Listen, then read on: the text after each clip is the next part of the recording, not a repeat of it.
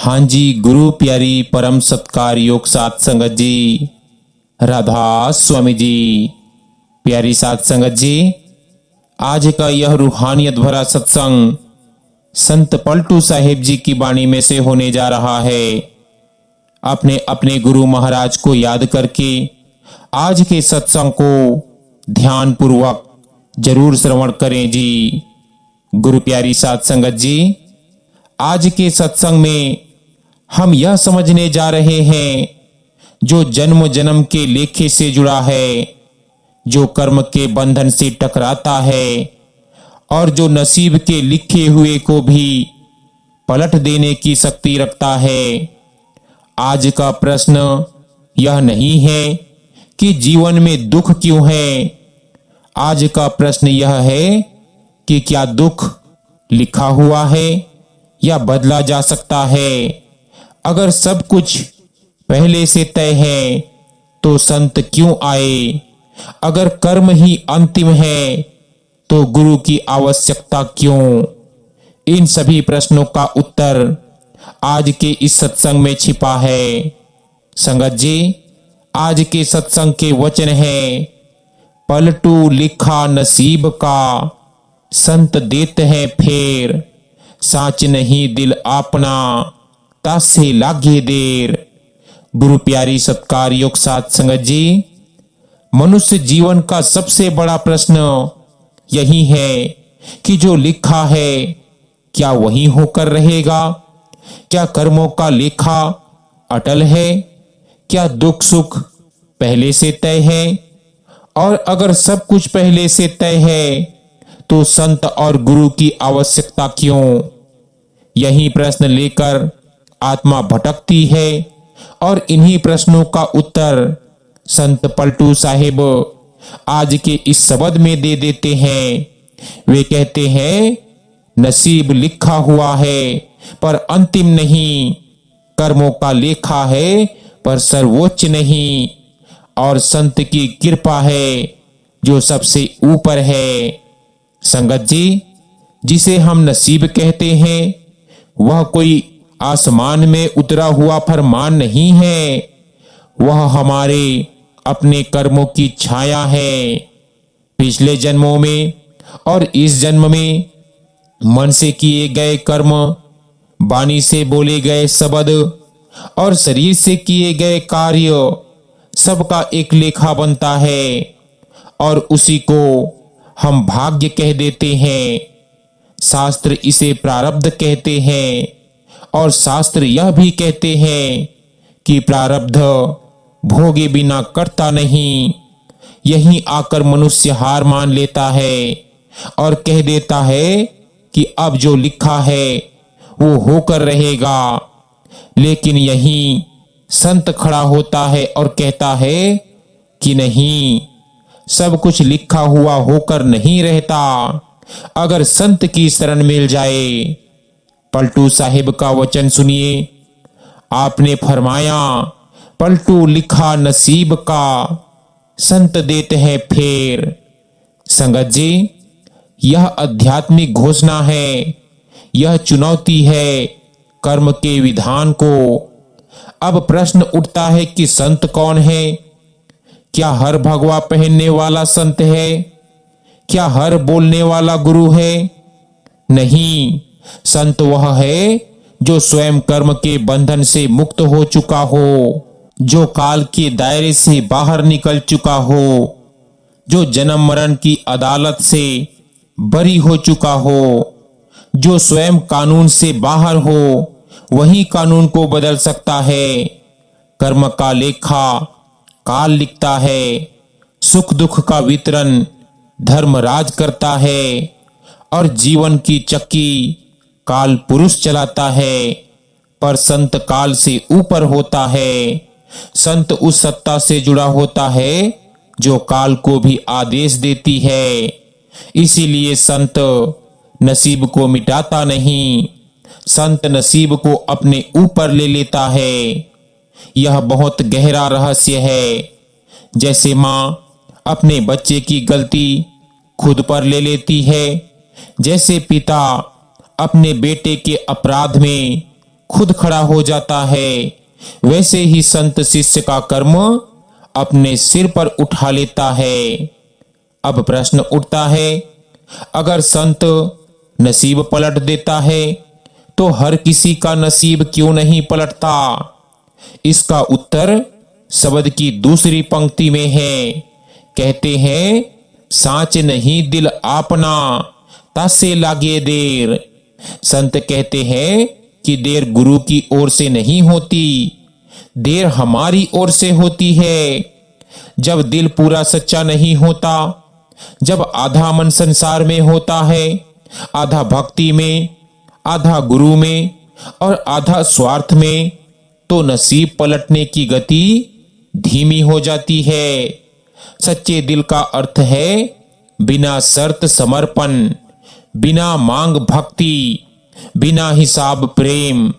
जहां आत्मा यह कह दे कि जैसा गुरु रखे वैसा रहूं। ईश्वर नियम बनाता है, संत नियम से ऊपर चलता है।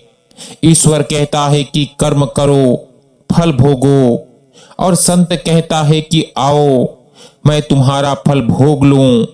इसीलिए संत दुर्लभ है, और संत की एक दृष्टि जन्म जन्म का लेखा जला देती है।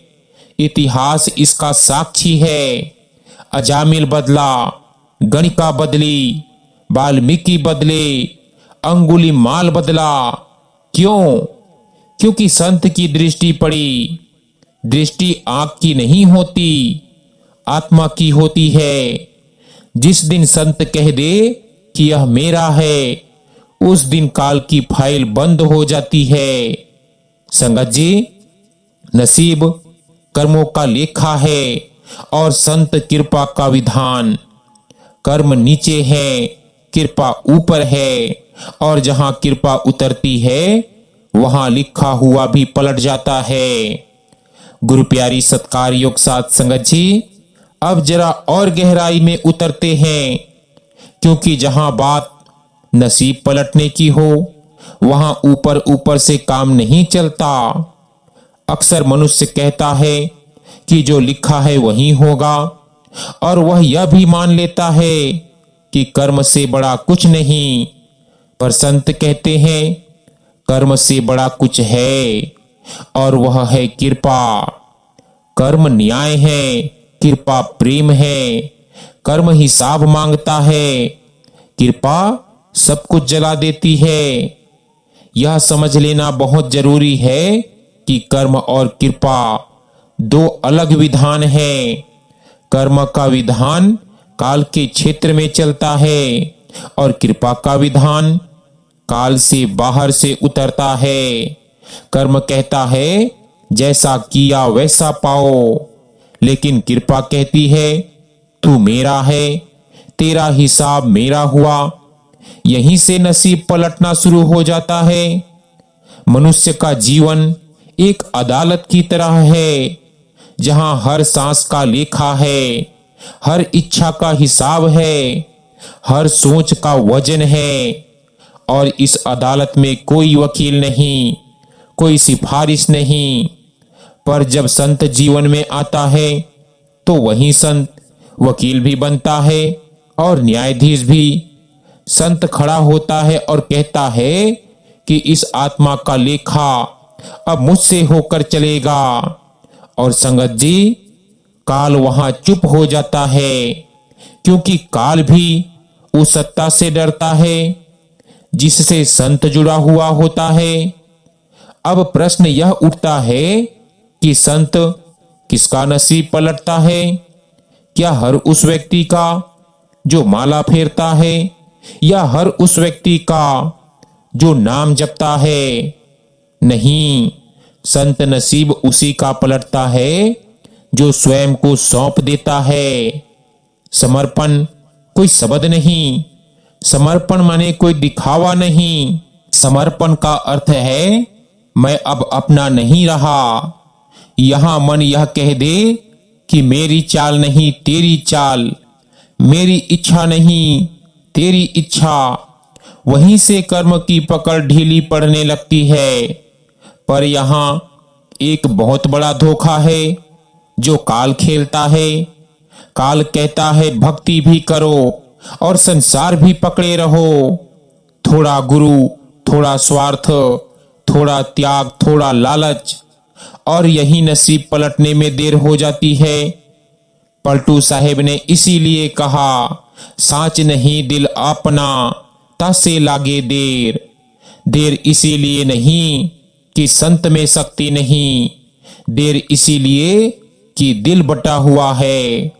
जिस दिन दिल पूरा साच हो गया, उस दिन हिसाब टूट जाता है। अब यह समझिए कि संत नसीब कैसे बदलता है। संत कर्म की लाइन को ऊपर से काट देता है। जैसे कोई कर्ज हो और कोई बड़ा सेठ कह दे, इसका कर्ज मैं चुका दूंगा, लेकिन दुकानदार चुप हो जाता है।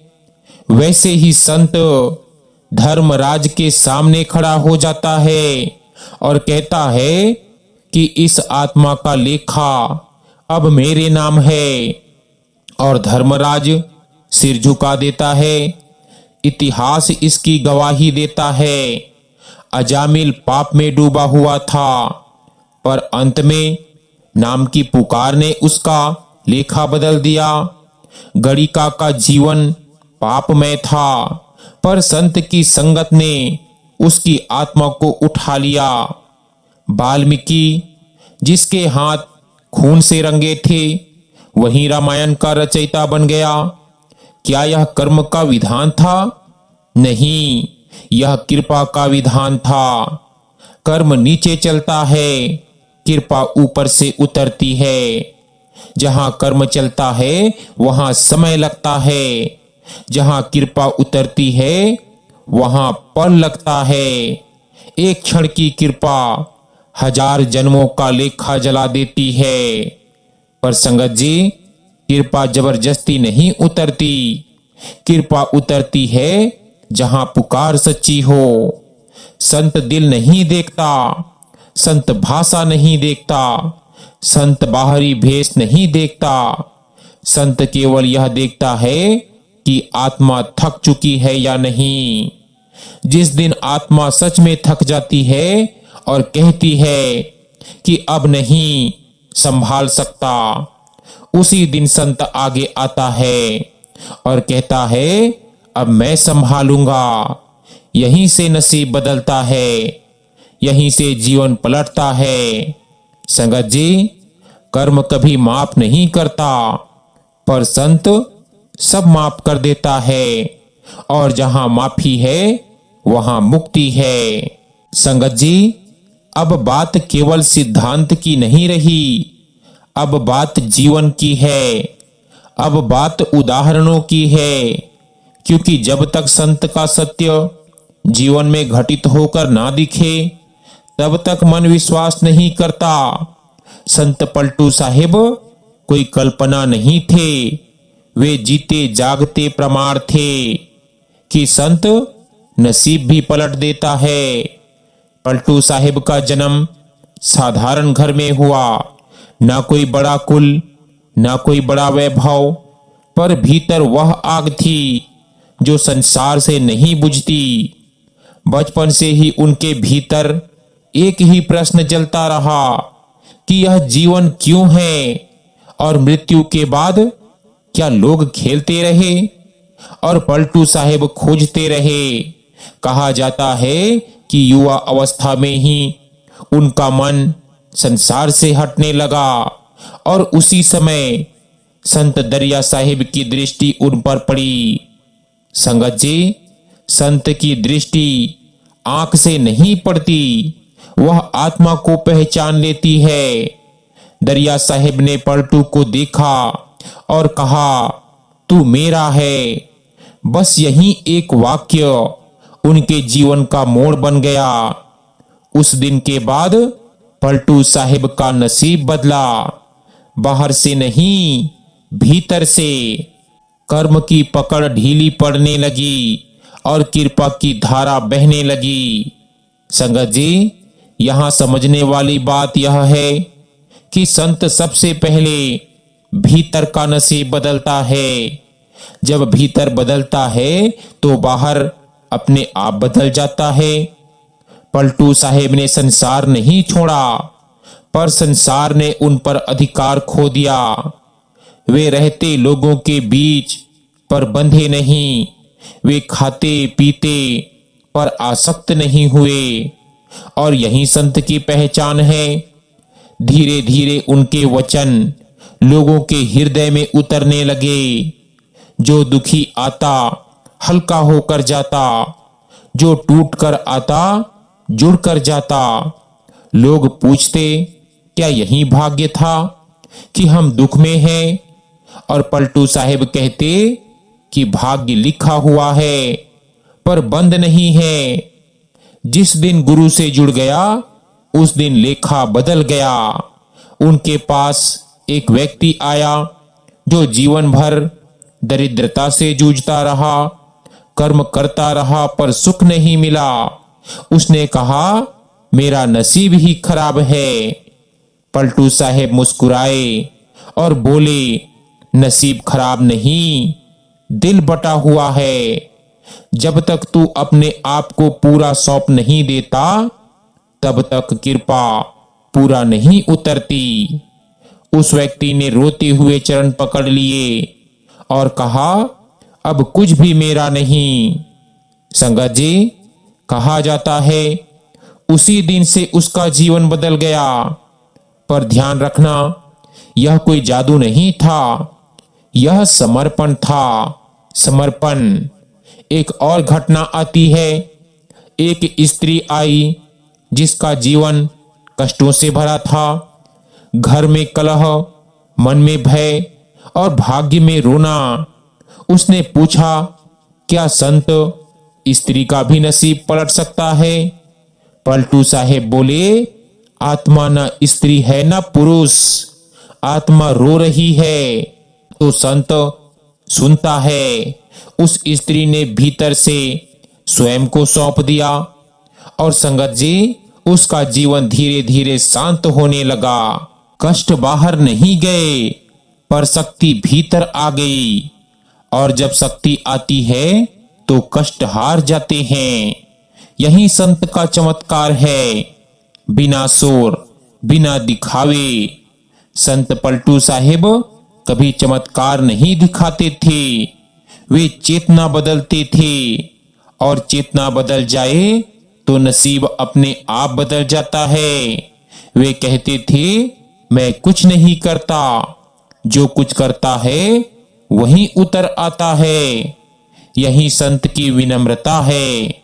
जिनके पास सब कुछ होता है वे कहते हैं, मेरे पास कुछ नहीं।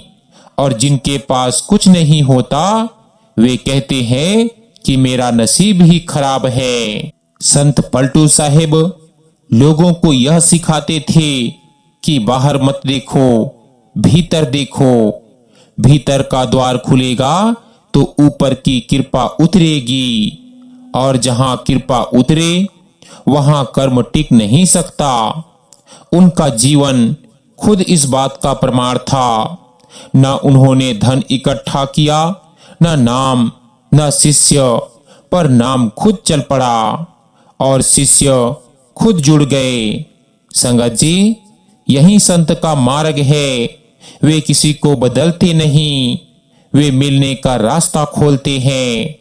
और जिस दिन आत्मा अपने घर का रास्ता पकड़ लेती है उस दिन नसीब अपने आप पीछे छूट जाता है।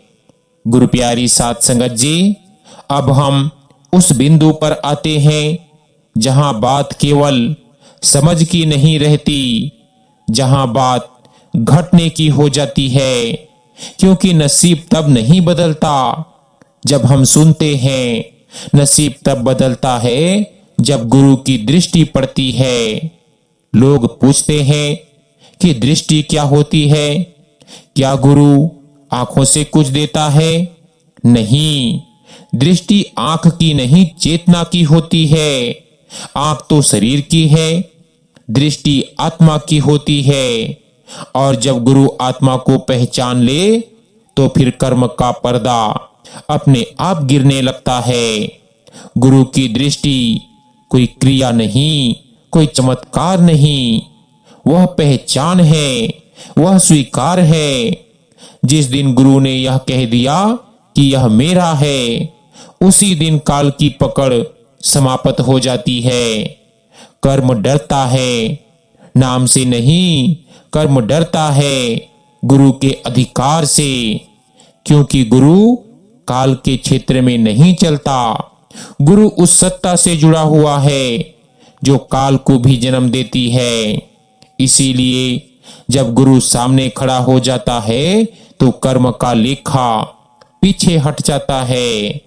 संगत जी, शास्त्र कहते हैं प्रारब्ध भोगे बिना कर्म नहीं कटता, और संत कहते हैं कि प्रारब्ध भोगे बिना भी कट जाता है। यह विरोध नहीं, यह स्तर का अंतर है। जहां तक शास्त्र है वहां तक नियम है, जहां संत है वहां नियम टूट जाते हैं। गुरु शिष्य का कर्म मिटाता नहीं, गुरु शिष्य का कर्म अपने ऊपर उठा लेता है। इसीलिए गुरु का शरीर कष्ट भोगता है, गुरु की नींद टूटती है, गुरु की आंखें भीग जाती है, और शिष्य सोचता है मुझे कुछ हो क्यों नहीं रहा, क्योंकि जो होना था वह गुरु पर चला गया। इसीलिए संत कहते हैं हर किसी को गुरु नहीं मिलता। जहां अधिकार नहीं वहां हस्तक्षेप नहीं। गुरु तभी हस्तक्षेप करता है जब शिष्य पूरा सौंप देता है। आधा समर्पण आधा हस्तक्षेप लाता है, पूरा समर्पण पूरा लेखा जला देता है। इसीलिए पलटू साहिब ने कहा, साच नहीं दिल अपना, तासे लागे देर। देर गुरु की शक्ति से नहीं, देर हमारी असच्चाई से होती है। जब हम कहते हैं कि मैं गुरु का हूं, पर मन कहता है कि दुनिया भी मेरी है, तब कर्म बीच में खड़ा हो जाता है। पर जिस दिन मन भी कह दे कि अब कुछ मेरा नहीं, उस दिन कर्म अपने आप पीछे हट जाता है। गुरु की दृष्टि नाम से भी ऊंची होती है। नाम शक्ति है और गुरु अधिकार है। नाम रास्ता दिखाता है और गुरु चला कर ले जाता है। इसीलिए कई लोग नाम लेते हैं पर मंजिल तक नहीं पहुंचते, और कई लोग गुरु की एक दृष्टि से तर जाते हैं। इतिहास इसके उदाहरणों से भरा है। मीरा, कबीर, सबकी जीवन कथा इसी सत्य की घोषणा है। मीरा ने नियम नहीं देखे, मीरा ने गणित नहीं किया, उसने केवल यह कहा, अब श्याम के सिवा मेरा कोई नहीं, और संसार के सारे बंधन ढीले पड़ गए। यही गुरु की दृष्टि है, यही संत की कृपा है। वह कुछ देता नहीं, वह बस अपने में मिला लेता है, और जो अपने में मिल जाए उसका नसीब अपने आप बदल जाता है।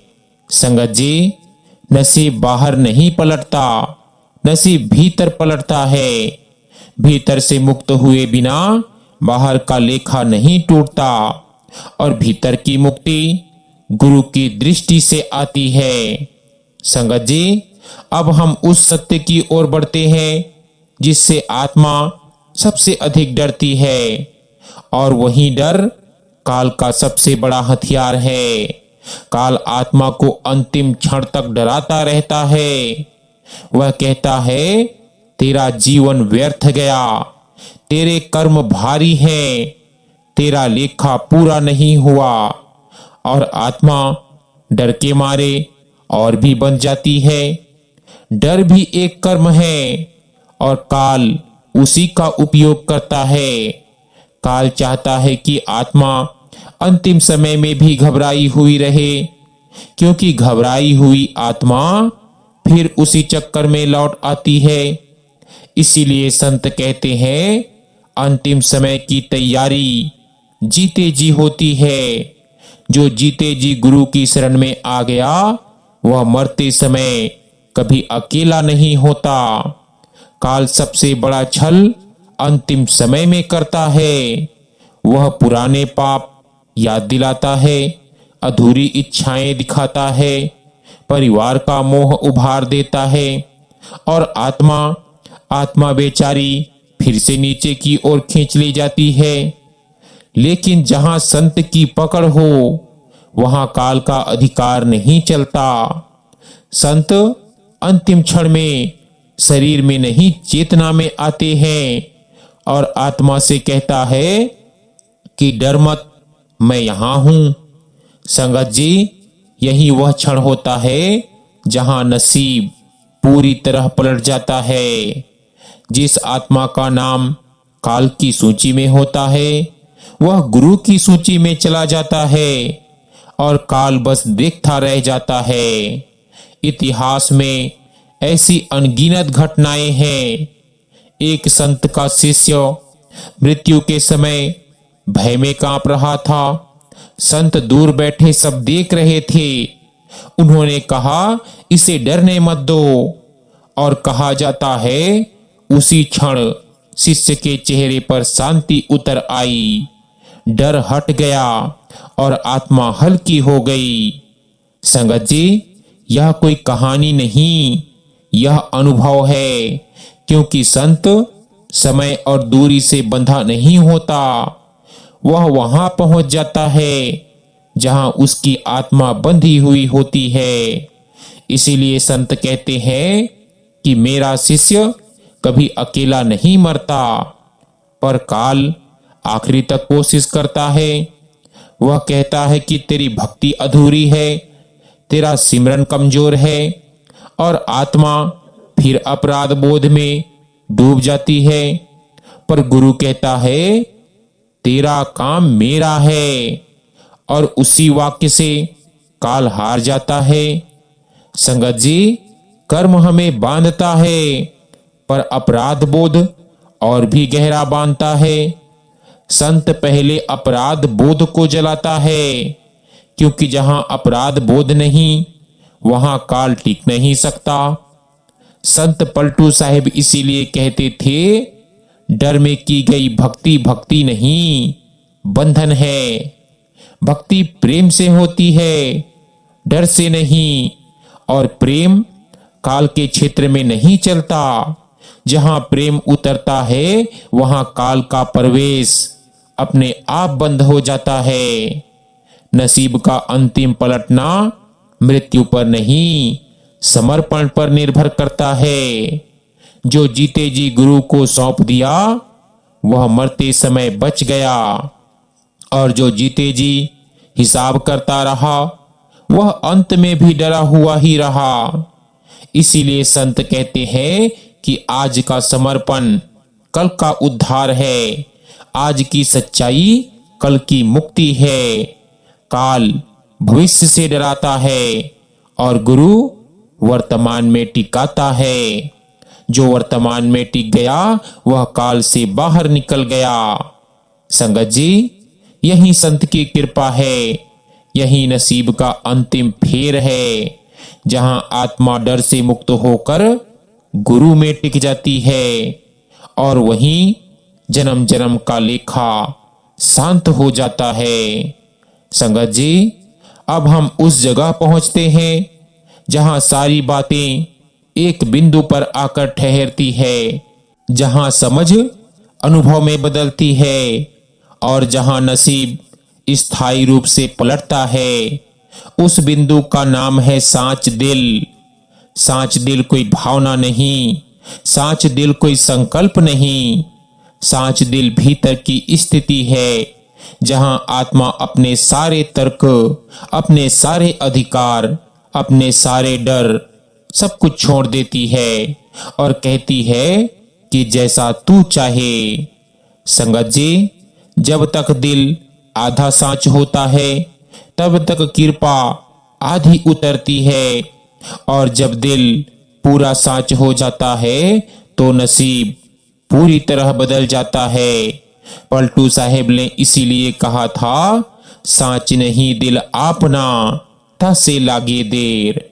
इसीलिए नहीं कि संत में शक्ति नहीं, देर इसीलिए कि हम अभी भी अपने हिसाब से जीना चाहते हैं।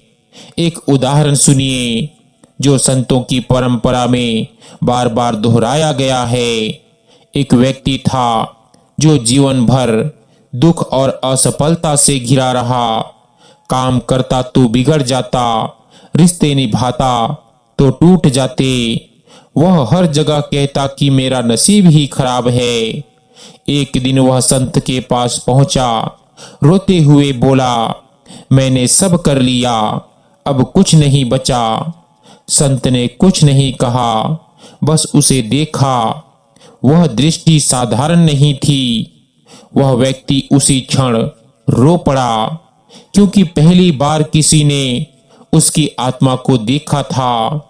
संत ने केवल इतना कहा कि अब यह मेरा है। संगत जी, उसके बाद कोई चमत्कार नहीं हुआ। न धन गिरा, न दुख तुरंत मिटे, पर भीतर एक भरोसा बैठ गया। वह व्यक्ति पहली बार डर के बिना जीने लगा और धीरे धीरे परिस्थितियां अपने आप बदलने लगी। न इसीलिए कि संत ने बाहर कुछ किया, बल्कि इसीलिए कि भीतर का नसीब पलट चुका था। कर्म की दिशा उलट चुकी थी, और जहां दिशा बदलती है वहां मंजिल भी बदल जाती है। संगत जी, संत नसीब को हाथ से नहीं बदलता, संत नसीब को हृदय से बदलता है। जब हृदय बदल जाता है तो लिखा हुआ अपने आप मिटने लगता है। सांच दिल का अर्थ यही है कि अब मैं अपने लिए नहीं जीता, अब मैं गुरु की मर्जी से जीता हूं। और जहां गुरु की मर्जी जीवन का आधार बन जाए, वहां कर्म अपना अधिकार खो देता है। यही संतों का रहस्य है, यही पलटू साहिब की बाणी है। नसीब लिखा हुआ है पर अंतिम नहीं, और संत उस अंतिम हस्ताक्षर को मिटा सकता है अगर दिल सच्चा हो। संगत जी, आज यदि जीवन में देर हो रही है तो संत को मत देखो, अपने दिल को देखो। जिस दिन दिल पूरा साचा हो गया, उस दिन संत देर नहीं करेगा, और उस दिन नसीब भी इनकार नहीं कर पाएगा। यही संत का वचन है, यही पलटू साहिब का सत्य है, और यही आत्मा की मुक्ति का मार्ग है। संगत जी, अब यह यात्रा अपने अंतिम मोड़ की ओर बढ़ रही है, जहां प्रश्न कम और शांति अधिक होती है। क्योंकि जब आत्मा बहुत कुछ सुन लेती है, बहुत कुछ समझ लेती है, तब उसे केवल ठहरने की आवश्यकता होती है। नसीब पलटना कोई बाहरी घटना नहीं, यह भीतर की स्थिति है। जिस दिन भीतर हिसाब बंद हो जाता है, उस दिन बाहर लेखा भी ढीला पड़ जाता है। संत बार बार कहते हैं कि तुम कुछ करने नहीं आए हो, तुम छोड़ने आए हो। छोड़ने का अर्थ है अपने डर छोड़ना, अपने दावे छोड़ना, अपने प्रश्न छोड़ना। क्योंकि प्रश्न मन से आते हैं और उत्तर मौन से उतरते हैं। जब आत्मा मौन में टिक जाती है, तब संत का काम अपने आप होने लगता है। संत कुछ करता नहीं, संत होने देता है, और होने देने में सब बदल जाता है। संगत जी, स्थायी परिवर्तन वहां नहीं होता जहां हम रोज पूछते हैं कब बदलेगा। स्थायी परिवर्तन वहां होता है जहां हम कह देते हैं जैसा है ठीक है। यह स्वीकार कमजोर नहीं, सबसे बड़ी शक्ति है। क्योंकि जिसने स्वीकार कर लिया, उसने लड़ना छोड़ दिया, और जिसने लड़ना छोड़ दिया, उसने काल को हरा दिया। काल संघर्ष से चलता है और संत समर्पण से। जहां समर्पण है वहां काल टिक नहीं सकता। इसीलिए संत पलटू साहिब इतने सरल शब्दों में इतना बड़ा सत्य कह देते हैं कि पलटू लिखा नसीब का, संत देते हैं फेर। यह फेर किसी दिखावे से नहीं आता, यह फिर गहराई से आता है जब आत्मा सच में थक जाती है और कहती है अब नहीं। तभी संत कहता है अब मैं, और वहीं से यात्रा बदल जाती है। संगत जी, गुरु की कृपा कोई इनाम नहीं, यह अधिकार है, जो अधिकार समर्पण से मिलता है। और यह अधिकार एक बार मिल जाए तो कभी छिनता नहीं। इसीलिए जो संत की शरण में आ गया वह बार बार डर में नहीं जाता, क्योंकि डर वहीं रहता है जहां भरोसा नहीं होता, और जहां भरोसा बैठ जाए वहां भविष्य अपना डर खो देता है। संत भविष्य नहीं बदलता, संत भविष्य की पकड़ ढीली कर देता है, और जब पकड़ ढीली होती है तो आत्मा स्वतंत्र हो जाती है। यही स्वतंत्रता मुक्ति की शुरुआत है। संगत जी, अगर आज भी मन पूछता है कि कब बदलेगा, तो बस इतना ही कहो जैसा तू चाहे, और उसी क्षण संत का काम शुरू हो जाता है। क्योंकि संत शब्दों से नहीं स्थिति से काम करता है, और जब स्थिति बदलती है तो नसीब अपने आप बदल जाता है। यही इस सत्संग का सार है, यही पलटू साहिब की वाणी का रहस्य है। संगत जी, अब जब यह वाणी अपने अंत तक पहुंची है तो एक बात साफ हो जानी चाहिए, नसीब से बड़ा कोई अभिशाप नहीं, और संत से बड़ा कोई वरदान नहीं। अगर आज भी जीवन में देर हो रही हो, अगर आज भी दुख पीड़ा नहीं छोड़ रहा, तो इसका अर्थ यह नहीं कि संत की शक्ति कम है। इसका अर्थ केवल इतना है कि दिल अभी पूरा सच्चा नहीं हुआ। क्योंकि जिस दिन दिल पूरा साच हो गया उस दिन नसीब को झुकना पड़ेगा। संत के सामने काल को भी झुकना पड़ता है। याद रखना, संत नसीब नहीं पूछता, संत पात्रता नहीं देखता, संत केवल यह देखता है कि आत्मा थक चुकी है या नहीं।